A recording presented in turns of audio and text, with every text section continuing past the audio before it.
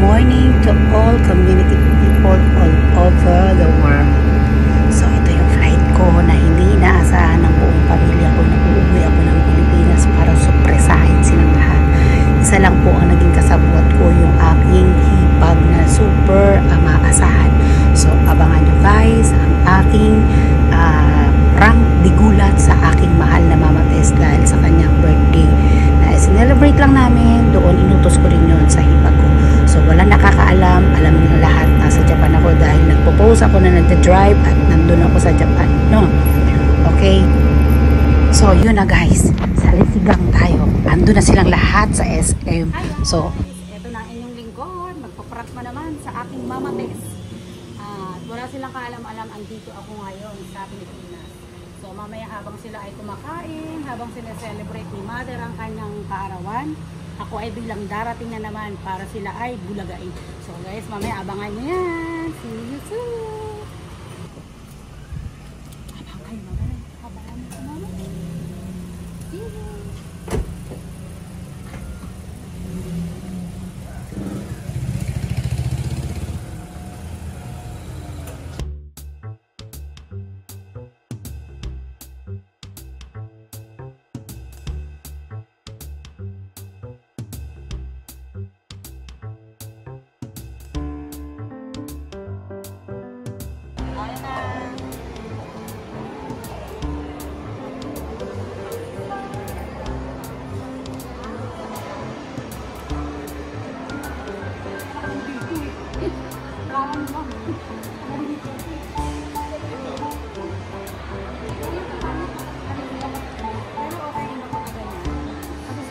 Pero mas okay ito.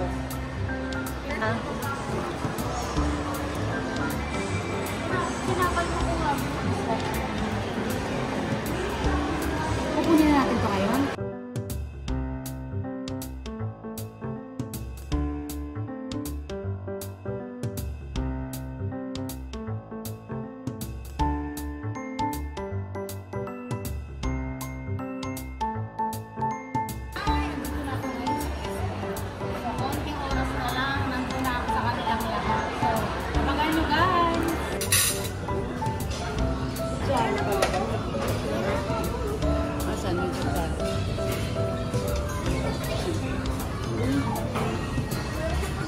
Ayaw mo pala.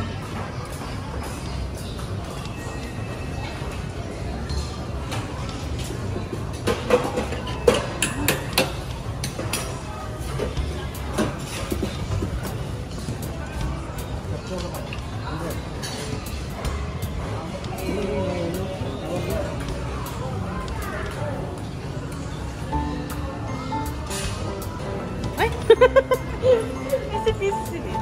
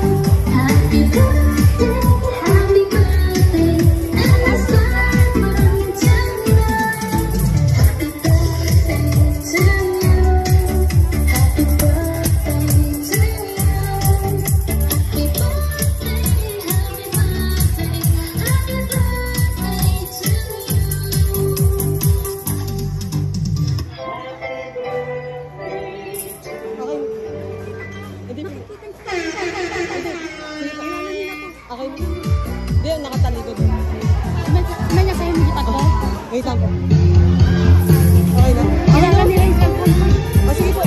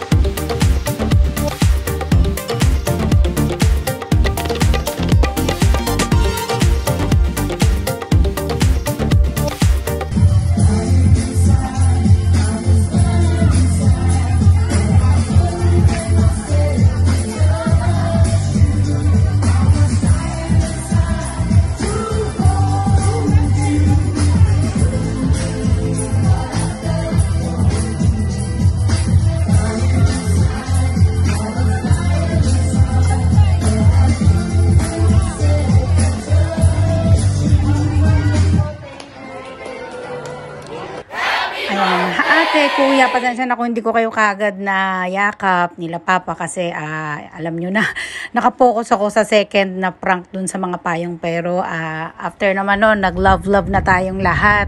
Ayan po ang aking loving family. Ayan, 3 lang kami magkakapatid at ang aking mama Tess at Papa Ben at ang nag-iisa naming bunso na si Master Manom at ang aking loving ate, I love you, alam mo yan, kahit hindi kita nayakap kagad.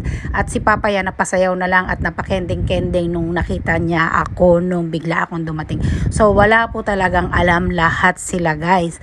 Ang alam nila kasi nandun ako sa Japan dahil umaga pa lang nag-video call na kami ni Mama Tess. Nakita niya nagsasampay ako ng mga damit, nagbugas ng plato doon, no? So, ang nasa isip niya is nasa Japan talaga ako. Silang lahat, no? So, yung hipag ko lang yung kinasabwat ko para matuloy yung prank na to kay Mama Tess. So, thank you so much po sa pamilya ko, kay Arlene, sa kapatid ko na sumundo sa akin na syempre na prank ko rin. Thank you so much po sa lahat and God bless you.